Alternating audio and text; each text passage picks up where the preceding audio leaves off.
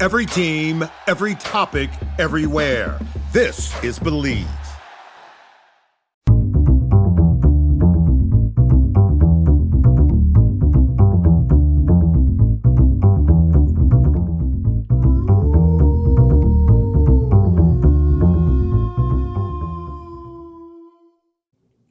Welcome back to Raising Howl. I'm your host, Jeremy Harper. We might have a guest later on. I don't know. I haven't sealed it. I think it's happening. We got a lot to talk about even before we have a guest. That's fine. It's good to have a lot to talk about, especially when you're Arkansas State, because not every year we didn't always have something to talk about. Like, for instance, I was checking in on some NCAA men's basketball tournament news. Yeah. Normally it wouldn't be on my radar. It's on my radar now. Arkansas State has a good basketball team. Thank you, Coach Brian Hodgson. Thank you, Jeff Puritan. Thank you, Red Wolves fans. Anyway, Fox Sports, they put out their seeding projections today. And Red Wolves are still there, despite the setbacks. Despite losing to Marshall. Despite losing to Kent State.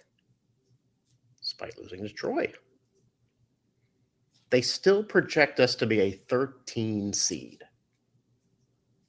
Preseason favorite Arkansas State. Still technically in first place in the Sun Belt. 13 seed, fair enough. You know, earlier, maybe if you asked me 2 weeks ago, I would have said, man, I don't know, maybe we deserve a better seed. I'd have been fine with that. Now, I don't know. Maybe we'll talk about it in a minute. Fox Sports, they also put their last teams in and last teams out. Yeah, this is something that a lot of guys do, and Fox News does it, or Fox Sports, rather. Arkansas is a last team in. Georgia, they're last team out. Both teams have exactly 4 conference wins. And it begs the question, how badly must an SEC team perform before that team is no longer considered for the tournament?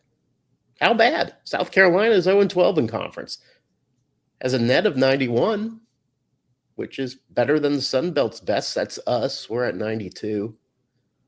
Honestly, if you're South Carolina, just mumble something about strength of schedule and somebody's going to put the Gamecocks in. That SEC schedule, it's so hard.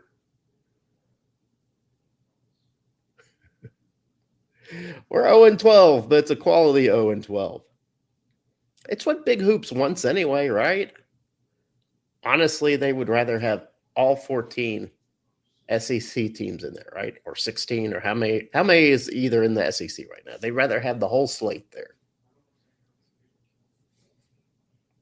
By the way, Arkansas has a 42 net. Georgia has a 39 net. And that's stupid. You know, it's like it doesn't matter. Yeah, however the net is graded, they really enjoy or take stock in SEC teams. SEC wins and SEC losses. Regular season wins just don't matter anymore when it comes to the NCAA tournament. Doesn't matter. You could be 4-8 in your conference, and if your conference is a conference that people like, that's popular, well, that's good enough for them. You don't have to worry about going to a CBI anymore. You're NCAA bound, baby. What we might as well do is just feed preseason data and ESPN opinions into AI and let AI just sort the tournament, right? Don't even have the tournament. Don't even have the game. No. Don't even have the season. Forget the season. The season doesn't matter anymore. You can be 4-8 in conference, and you still have a shot of getting into the tournament. Why even play games? Games don't matter. BetOnline is the world's most trusted betting platform and your number one source for online betting in 2025. How do I know that? It's my most trusted betting platform. Whether you're a seasoned fan like myself or a first-time bettor, BetOnline is your ultimate game day companion. With the largest selection of odds on everything from NBA and college basketball to the NHL and UFC, BetOnline continues to be your number one sports betting source. From every three-pointer to hat trick, BetOnline has you covered with odds, stats, and more for every game, every play, and every win. BetOnline, the game starts here. The Red Wolves' entry into the NCAA tournament got a little cloudier on Sunday after that 1-point loss to Troy. Happened on Saturday. It wasn't even really a 1-point loss. It was really a 4-point loss. What happened is 2 seconds left. Troy is up by 4. Red Wolves inbounds. The Trojans, they're not going to foul. Terrence Ford chucks up a pretty nice 3-pointer. It lands. 1-point win, or 1-point loss for Arkansas State.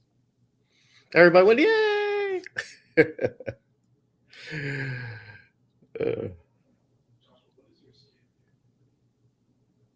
That's just semantics. The reality is now Arkansas State is a 4-way tie for first. 4-way tie. And among those 4, Arkansas State would be the Sun Belt's 4th seed, and if the season were to end today. Like if the season ended today, Arkansas State, 4th seed. The 1st and 2nd seeds would be James Madison, South Alabama. Troy would be in there with us.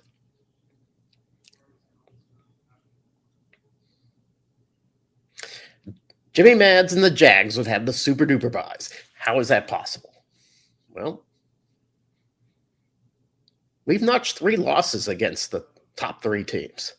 1 victory, that victory over Troy.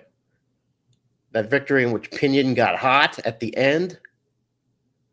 And we beat the Trojans at Troy. Trojans paid us back, came to Jonesboro, beat us. And now amongst the 4 teams at the top of the standings, Arkansas State, technically the 4th among them, and it's a concern. But listen to me. I'm concerned we won't make the NCAA tournament, a door we haven't darkened since 1999. Ooh. I love this feeling, guys.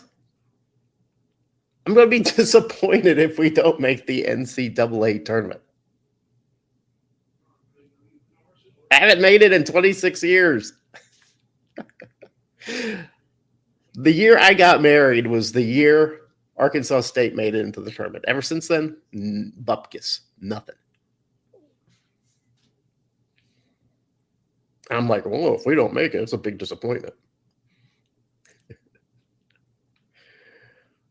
Why don't we talk a little bit about Saturday's game with Troy? What a slog.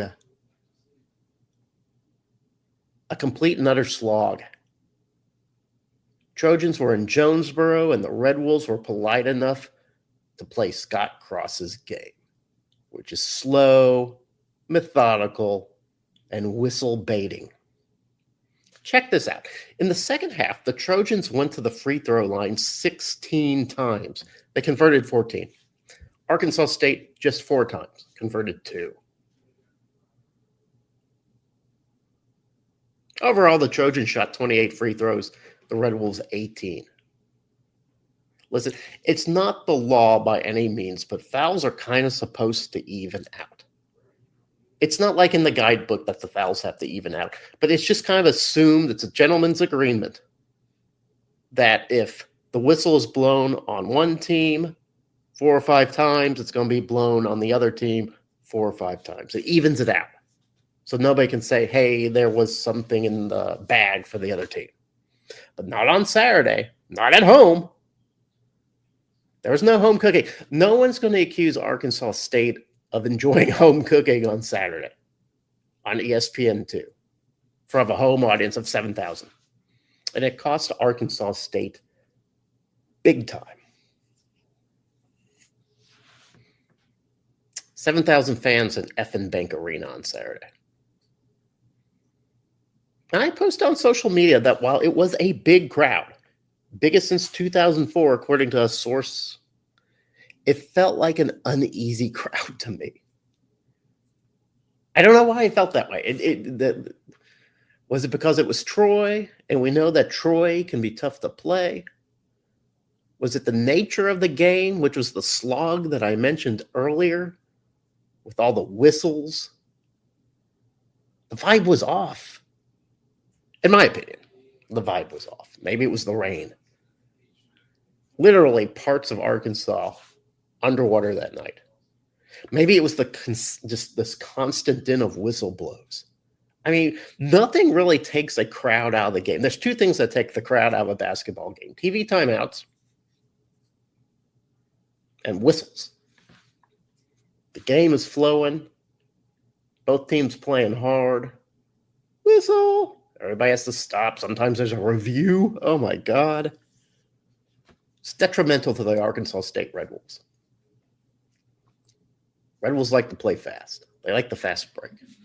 And there was a time during that game where Arkansas State kind of broke out of that orbit, that gravity that Scott Cross had created.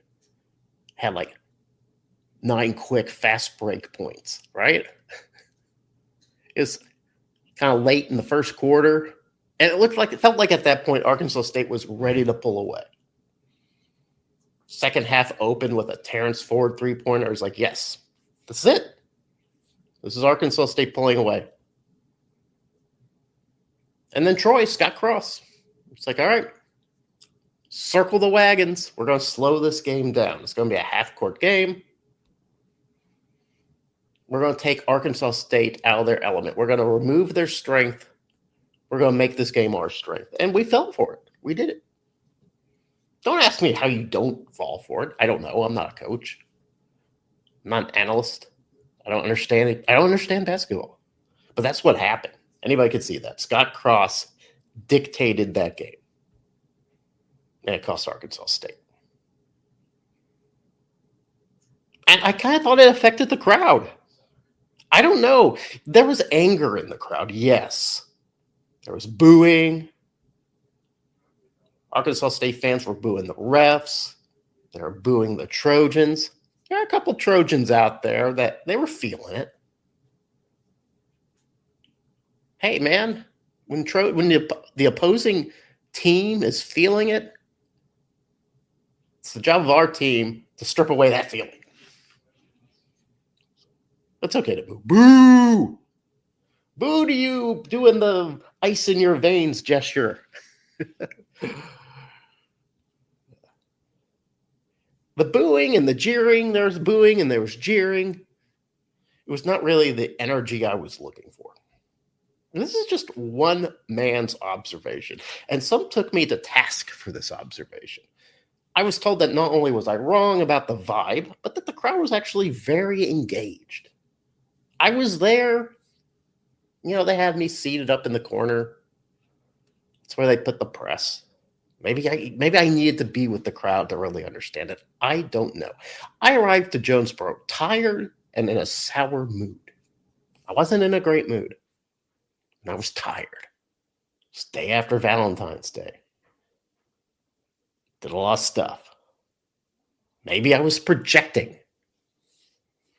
Maybe witnessing every attempt at defense from Arkansas State and seeing it earn a whistle rubbed me the wrong way. It was a slog. We'll never know.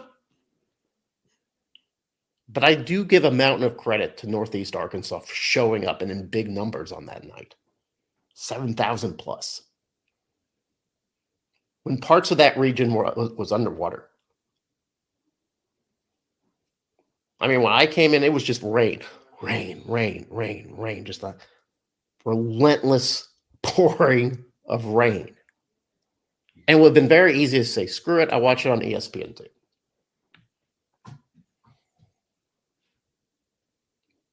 Nope. A-State fans showed up. Whether the vibe was off or not, we turned out.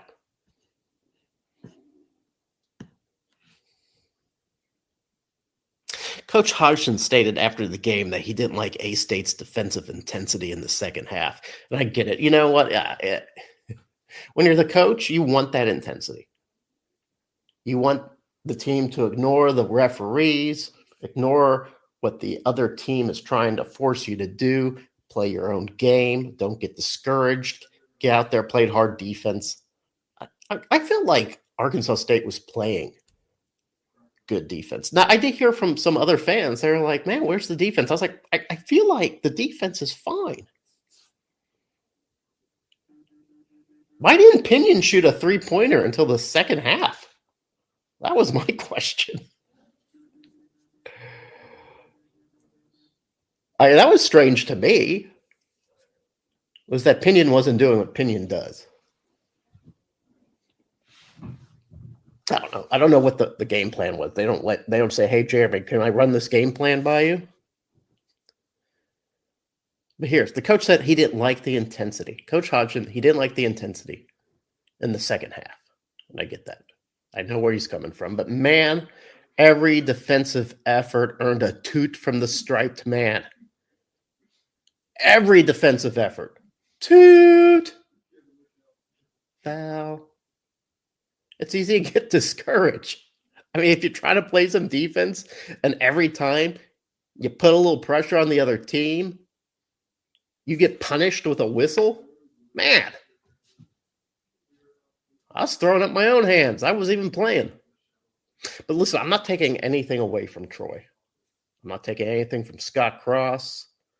I'm not taking away anything from Miles Rigsby, Connerway, Fields. Those guys, they played an excellent game. They came in with a plan, and they executed that plan. We knew what that plan was. The same plan they executed in Troy. And what they did, they didn't just execute the plan. They got a little extra from Jackson Fields, their 6'8" forward. He nailed 5 3-pointers Saturday night. Guess how many he had all season long? 3.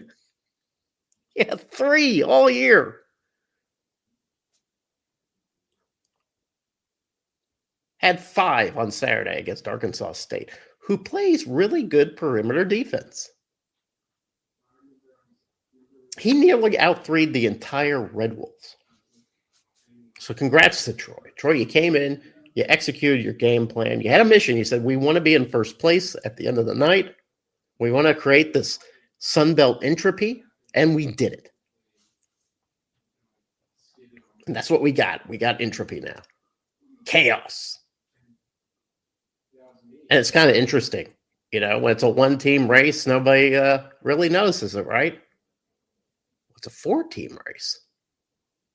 It includes the conference preseason favorite. It includes the conference's former champion, defending champion, James Madison.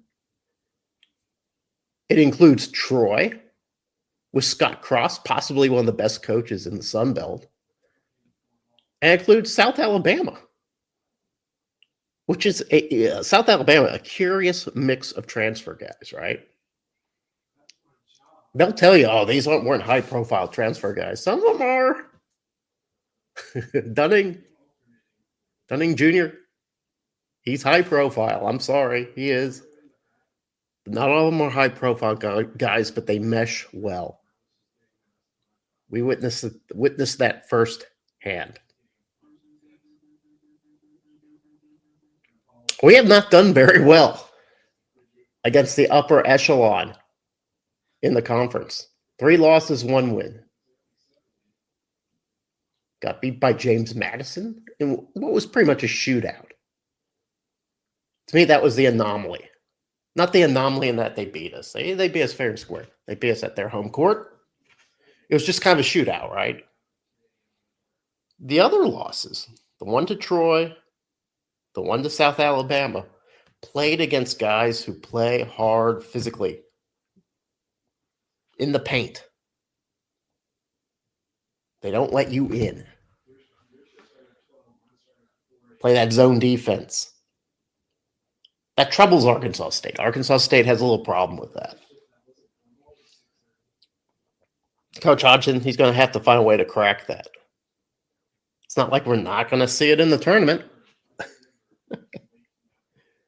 So my good friend Jeff Reed at Arkansas State Nation, A-State Nation, not Arkansas State Nation, at A-State Nation, he was the first to notice this. The team in the Sun Belt with the most influence on who receives the coveted first and second seeds in the Sun Belt tournament this year is Texas State. The Bobcats. They play their last 4 games in San Marcos, starting with the Warhawks. Okay. The last 3 games are interesting. South Alabama, Troy, and James Madison. They get those 3 right in a row. Bam, bam, bam, right there in San Marcos. Ooh, who's our friend right now? It's the Bobcats. Anybody got a phone number to Kelly Damphouse? Call him up. Hey, we can use a favor, bud.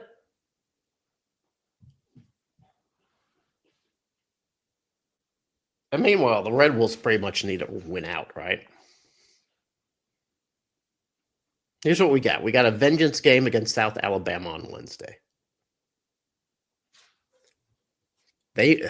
No team made Arkansas State look worse this year more than South Alabama. They had the secret sauce, and they just squirted it right on us. We looked terrible that game. We looked terrible in Mobile. Now they're coming to Arkansas State. God willing, we got some weather coming in. Might be some ice, might be some snow. We got to get that game played, though. It's important. Because if you win that, if Arkansas State wins that game, we're in decent shape to earn the super duper. We pretty much kind of bounced South Alabama out of it, right? For the time. Everybody's got to win their games or whatever. But on Saturday, we get ULM.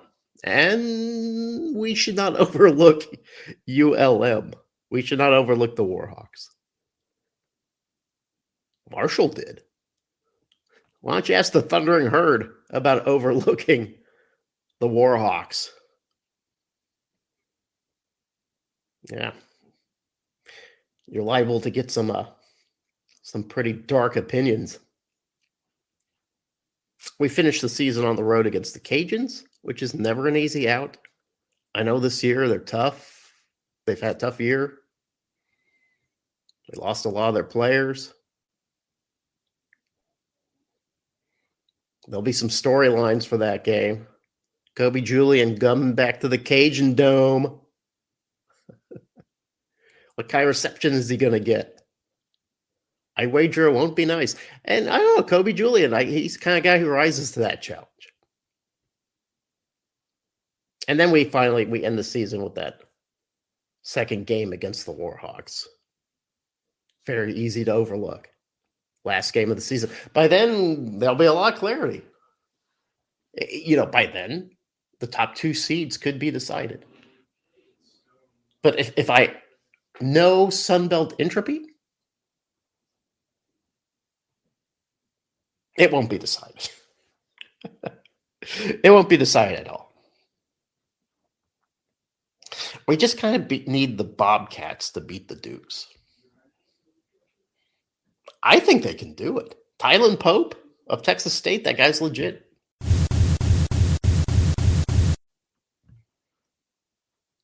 Hop on Tylen Pope's back, Bobcats. Get that win. We'll see, though.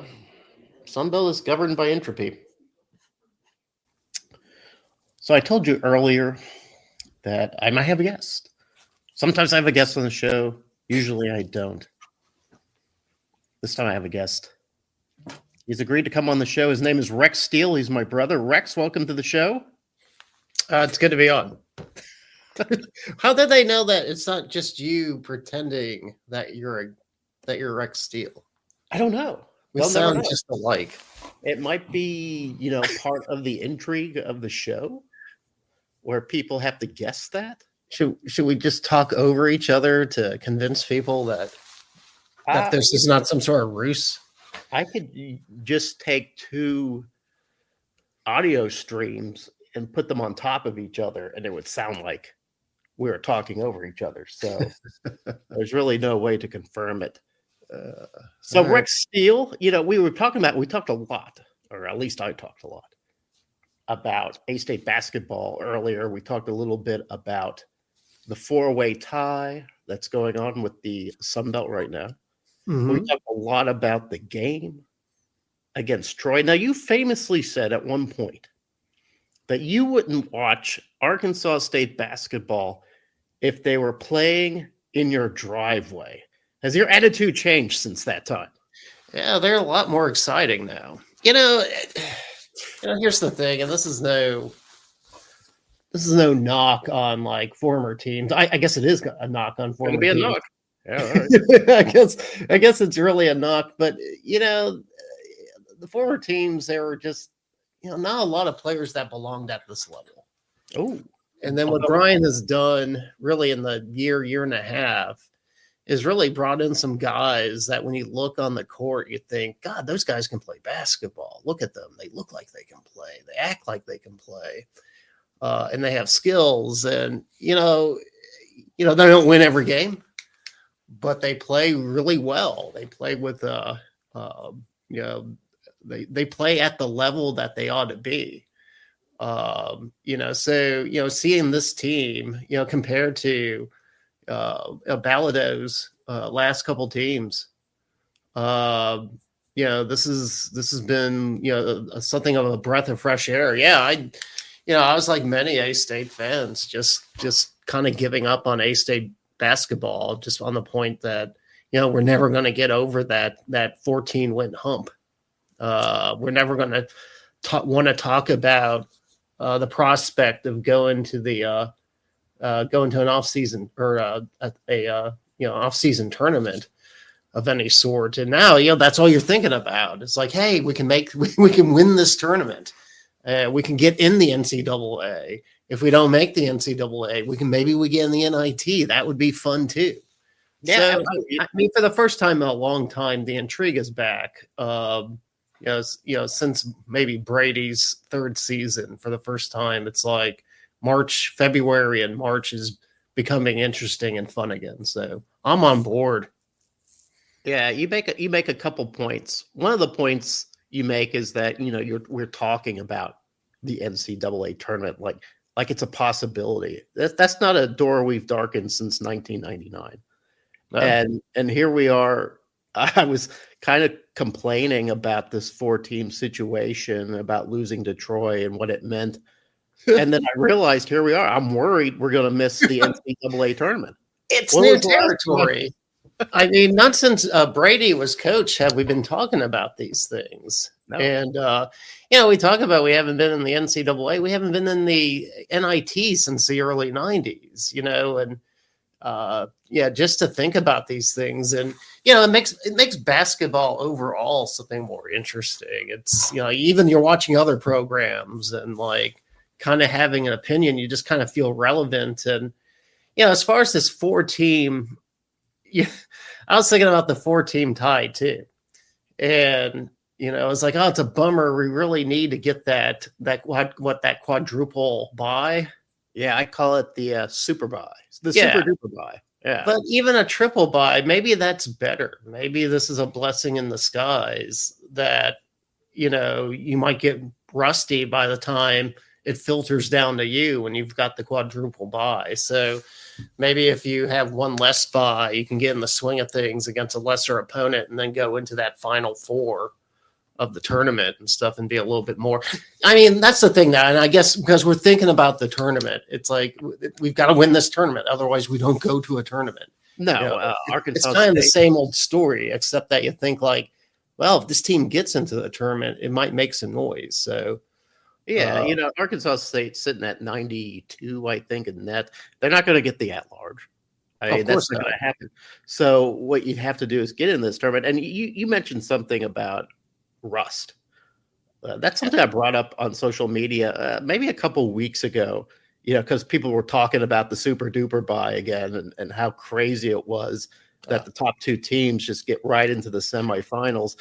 And everybody wants that super duper bye. But then at the same time, you're sitting on your hands for like a week watching other teams play. Mm-hmm. And then by the time you get in there, you're playing a top team. Yeah. And I think college basketball is all about rhythm.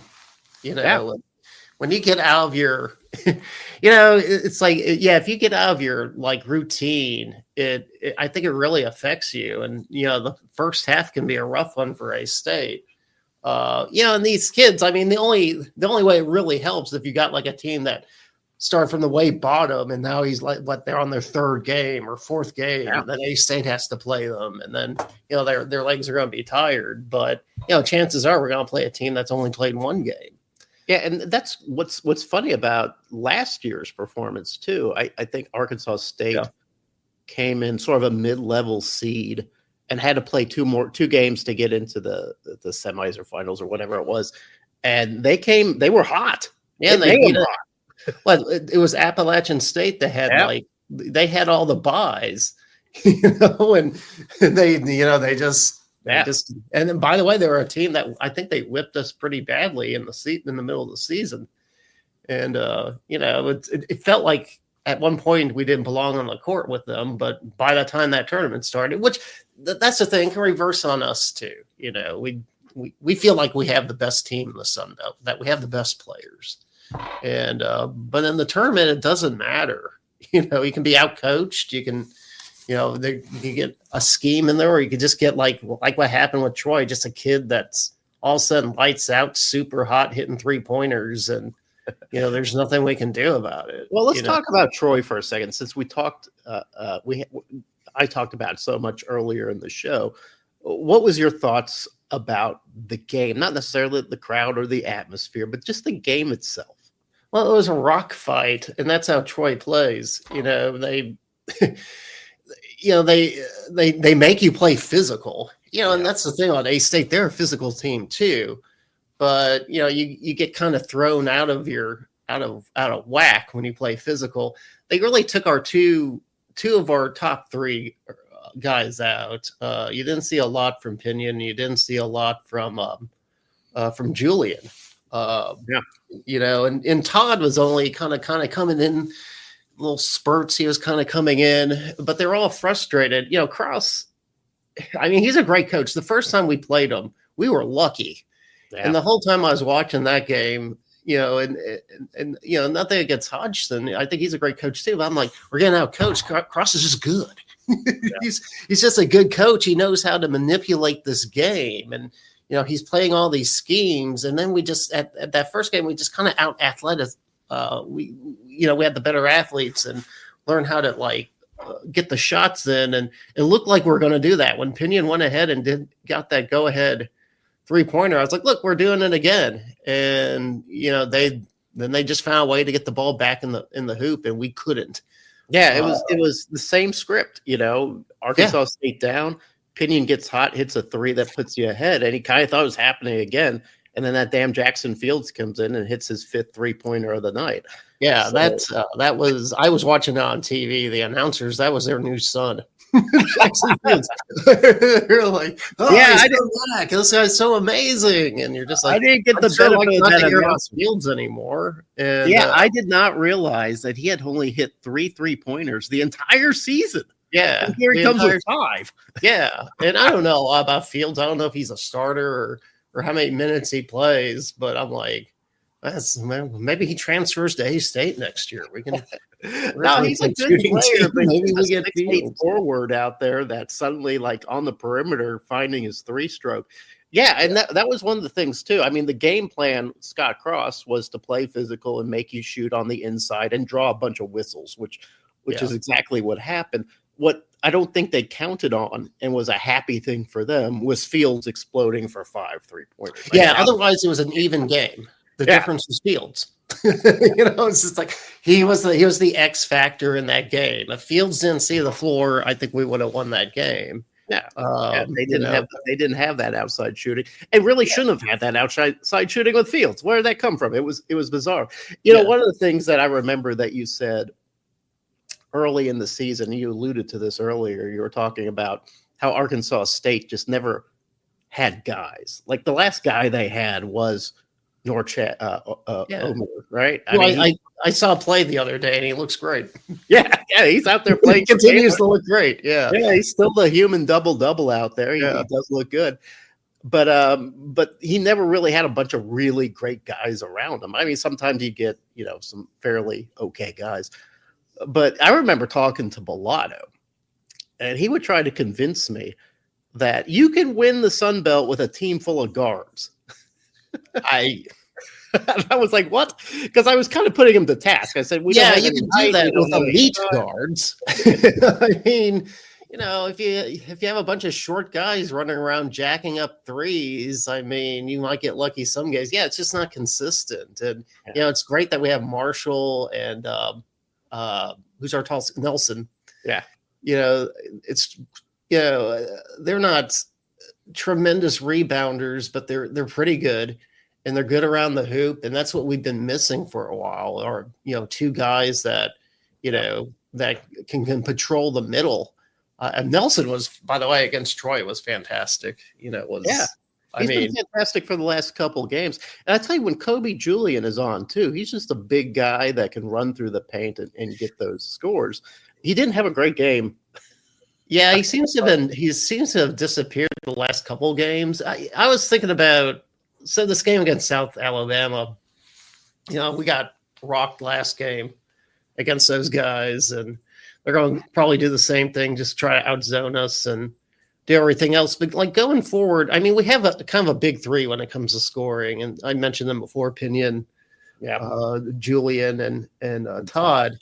Yeah. And I think they, to a fault, they play unselfish. And I think that against South Alabama, one of those guys has to be the go-to guy. They have to decide. If you remember that first game against South Alabama, we didn't have Kobe Julian. Oh, Julian was out. Yeah, it would be cool to make him the primary guy. And it's like, have him shoot 15 shots. And if they decide not to make it Julian, have it be Pinion. But one of those three guys, I think, has to be the guy in this game. And, and of course, also, and that's going forward. That's not just this game, but I think going into the tournament. And then as far as this game that's coming up tomorrow, which, God, I hope we beat these guys. But, they got rocked by that zone. What were they, 6 for 40 from three?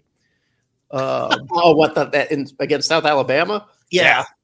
So, it was awful.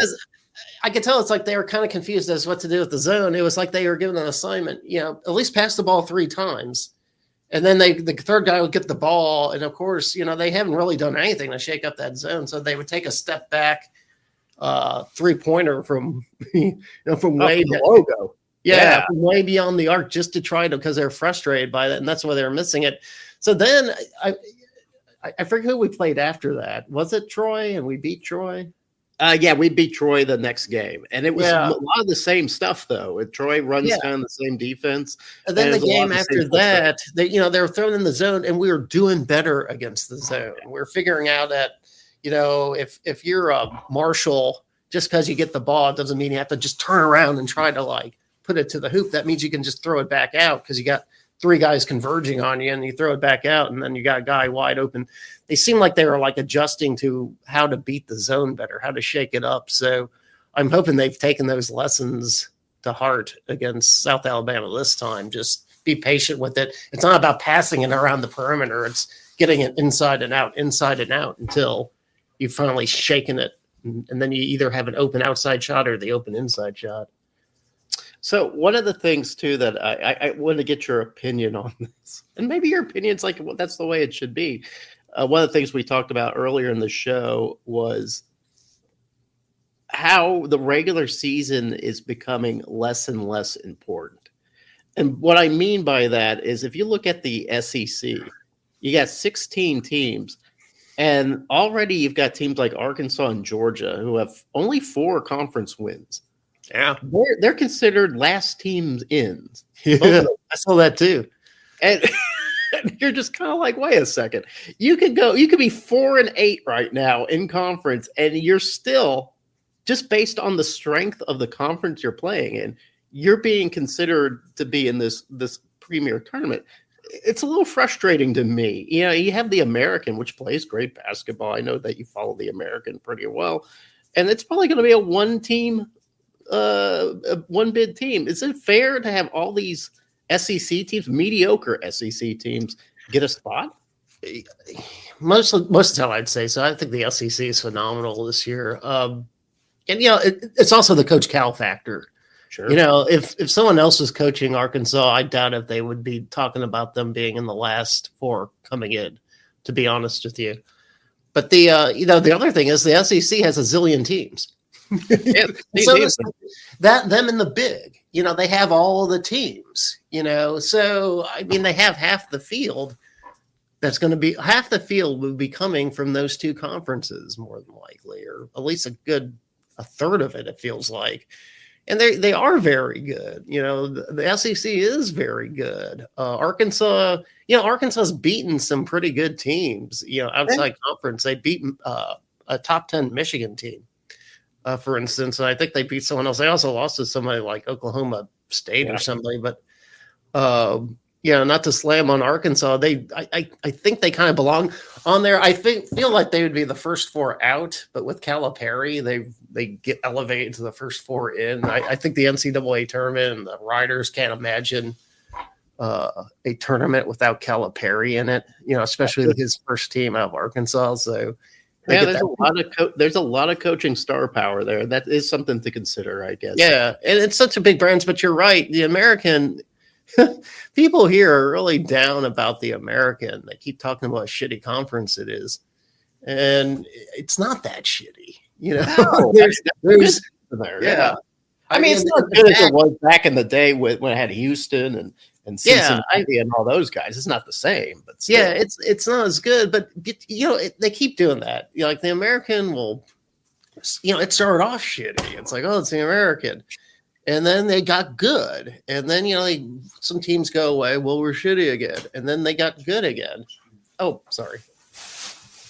Then they got good again. And, you know, with the, you can rat on FAU. You can rag on North Texas and Temple and all these teams. But eventually they start getting caliber athletes that make them good. And, you know, a lot of people thought like Memphis was just going to go flying through this conference schedule. And you know what? They kind of have. I figured by now they would have 4 losses. They have 2, but, you know, they just lost to Wichita State, which is very ordinary now. And they'll probably lose another game because conference play is tough. Everybody gets up for conference play. You know, that's why it's not easy to beat Troy when they come to your floor. And, well, you know, I was going to make that point too, because you get a Memphis team that is, in talent-wise, you look at that team, and the talent is just so good. Yeah. And the coaching is pretty good with Penny. You got the celebrity coach. You've got the fan base. And I think I hear this from Memphis every year, oh, we're just going to run through the American. Yeah. And you don't, because people get up for those games. And it's going to be tough. It's just like for Arkansas State. Oh, yeah. Have you noticed the crowds for Arkansas State lately? What? Have you noticed the crowds are like on the road for that Marshall crowd? Yeah, I do. I couldn't believe that Marshall crowd. And kudos to the guys at Marshall. I mean, I think it was a Wednesday game, and that place was jam-packed and super loud. And, you know, I wasn't surprised they came back at the end of that. I mean, those guys, that game, I look at that, and it's a classic A-State loss. One, they play very tough in the middle. They play very physical. And they had a lot at the time. They were vying in that same we could be a tie team if we keep winning. They ended up losing to the Warhawks, which kind of destroyed that. But and I think they lost to another team too. It kind of ran out of juice.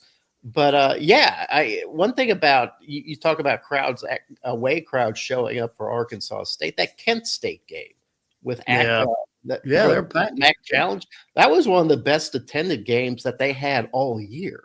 Yeah, and I was watching the game after our game where they ended up beating us. I watched their game. They were Kent State was playing somebody from the MAC, and they were still talking about it. They were still stoked about the win and about the crowd and how it energized the team. That's refreshing because every time I watch Memphis, the announcers eventually get to the A-State game and they talk about what a horrible loss that was. How damaging it is to lose to A-State and how you can never recover and that, acting like we're like a NAIA team or something, like we just had no skills whatsoever. But it is. I did notice that they were really the fans are all hyped, and it just seems like more and more like A-State comes to town and people are hyped, so it makes it tougher for the players and tougher to coach against. So, but it's good. It's good to see. I like I said, going back to the very first part of this conversation, it's it's good to see the vault, not the vault. What do we call this? The Cent? No, it's effing big. I keep calling it the Convocation Center.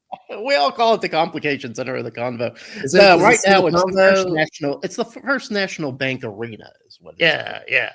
So, it's good to see it filled. I mean, you and I have been to a few games where it's just like we'll pick a seat, and here it's like, and also like at the end of the Troy game, Troy players are chirping with fans, and it's kind of ugly, but you're like passionate fans. Yeah, it's good to see that. It's good to see. It's good to see students angry at another another team. It's good to see fans maybe a little tipsy. I don't know. That's always good to see because that's just kind of part of the game. I will say, to wrap up our conversation here, if the weather's good, and it won't be, we try to make that trip down to Jonesboro, watch the South Alabama game. I think Dad is going to try to join us. Yeah, it's going to be icy. Yeah. It's just going to make my wife nervous if I hop into the Subaru and Subaru over there. I mean, I'll consider. We'll take a look at what the weather's like. It's just it's in fact it's snowing right now. Yeah, we got sleet here. It is sleeting at this moment. It's not snow. It is sleet, and what we're supposed to get is just kind of a slushy snow, but like maybe 4 inches and. But it depends. Depends on if Sonia lets me go. She lets me go. I'll go. I don't think she wants to go because she has to work early. Looking at it outside now, I don't see it happening. I hope they play the game though, because we really need to get that game played. Well, Rex, is there a danger of them postponing that? I haven't heard anything, but it depends. They're coming in from Mobile. I don't know when they left. It'd be nice if they had left this morning. Yeah, but I don't know if that's happening. So I haven't looked at the standings. Are we in first or are we behind South Alabama? It's a 4-way tie for first, but it's not a all even first place because Arkansas State has lost to everybody else that's in first. That's what I figured. South Alabama and James Madison.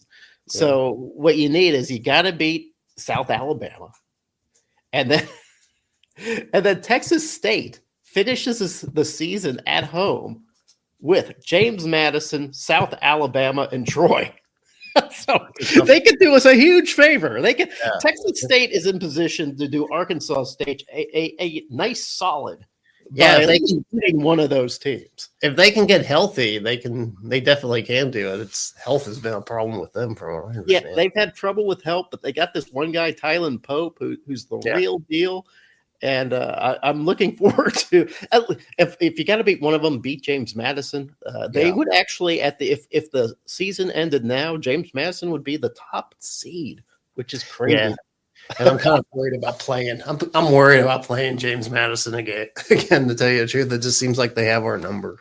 There is a sort of they've got our number aspect to it, but that game against them was just kind of a shootout. It ended in both teams in the 80s. It's not like the other losses where we just got like muscled out in the paint.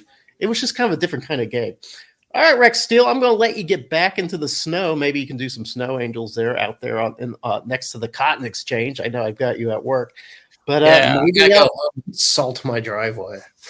Maybe 2% chance I see you in Jonesboro tomorrow. All right, sounds good. Thanks, man.